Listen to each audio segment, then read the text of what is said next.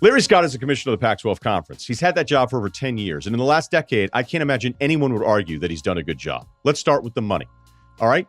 The Big Ten hands out $55 million per conference member. That's the most of all the Power 5 conferences. The SEC is second, about $45 million, but that number is projected to go way up once the CBS game on Saturday becomes an SEC game. The Big 12 is around $40 million.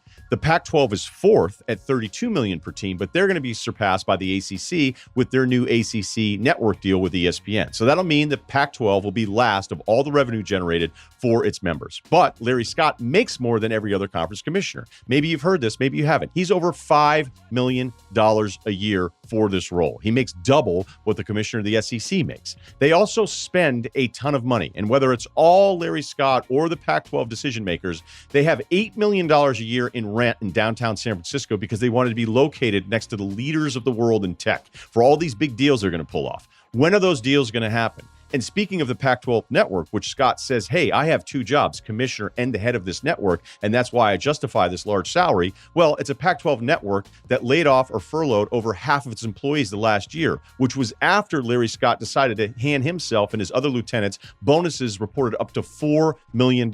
So they spend more than anybody else, and they make less than everybody else. The Pac-12 Network has been the thing Larry Scott keeps dangling out there saying, hey, we own all of our own media rights, and once we start negotiating these new deals in a couple years, that's when that windfall is coming. Is it? Right now, and I know Scott's been frustrated about not getting more deals done, but he hasn't. It's on an 18 million homes. Compare that with an SEC or ACC game on ESPN's main channel, where that is in 83 million homes. And the promise that all of this is going to work out actually doesn't hold up, because John Canzano of the Oregonian, who's done a fabulous job reporting on all of this stuff, had this quote from a high-ranking Pac-12 official saying, quote, no media company wanted to partner with the Pac-12. ESPN declined, Fox, CBS, even the Discovery Channel declined. Nobody knows this. We weren't wanted. Let's take a look at some other bad headlines. And honestly, I don't even need to use them all. The first thing is attendance. From 2013 to 2018, the Pac-12 had a 13% attendance decline, almost double the next worst conference decline. And the old Mad Men line, if you don't like what's being said, change the conversation. Well, the Pac-12 has tried that. They've paid consulting fees, hundreds and hundreds of thousands of dollars to these consulting firms to try to come up with some conclusion. And they couldn't come up with anything any better than, hey, find a way to have people write nicer things about you. So they actually tried that, entering into a really sketchy, odd agreement with the LA Times where they were going to steer advertising towards them for more favorable coverage, until the whole thing blew up because LA Times employees were like, what are we doing? How about COVID? Now, look, it's a pandemic. No one has a blueprint from this. I'm not blaming Larry Scott for having the same challenges everybody else is having, but I'm blaming Larry Scott for the timeline of this, because according to multiple Pac-12 sources, once he knew they'd have enough testing to be able to start the season again, he held off that announcement so that he could make it for the positive PR, while his ADs, his coaches, and his student athletes had no idea when they'd be able to return to campus. What does this mean for the Pac-12 fan base? And what does this mean for Larry Scott's future with this conference? I remember when he first got the job, we interviewed him on the show. Impressive guy, Harvard educated, came from women's professional tennis, right? He was going to do different things than outside the box hire and move this conference into the future. When conference realignment was the Wild Wild West, he was promising Texas and Oklahoma, a bunch of different people to blame over that one. They ended up with Colorado and Utah. The football part of it, I'm not even saying that's Larry Scott's fault. The conference has not done well in bowl games. It has not done well in the playoff system, but I do think football is cyclical, and I think the Pac-12 eventually will win some big games.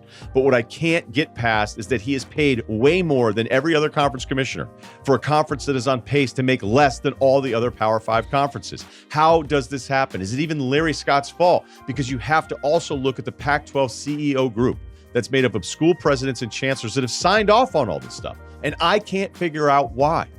What's the point? And when I travel the country and I've been to so many of these campuses, the one thing that always stands out about the Pac-12 is that you're the smart schools. You're the schools that are supposed to do it the right way, right?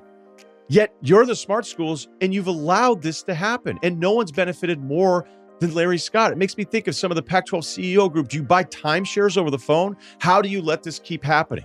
And one of the things that bothers me more than any of this is this massive debate about the future of college athletics and whether or not athletes should be compensated, especially from the revenue-generating programs. And I'd say only those revenue-generating programs, because as much as I love college sports, I do think there's so much money going around, the athletes should get a bigger piece of that. But the rebuttal is constantly, there's never enough money. Well, there's never enough money because you spend it all the time on commissioners, on your own jobs. You keep giving yourself raises. on upgrades to facilities that don't need upgrades and the coaching buyout money that we've talked about numerous times. No one has benefited better than Larry Scott.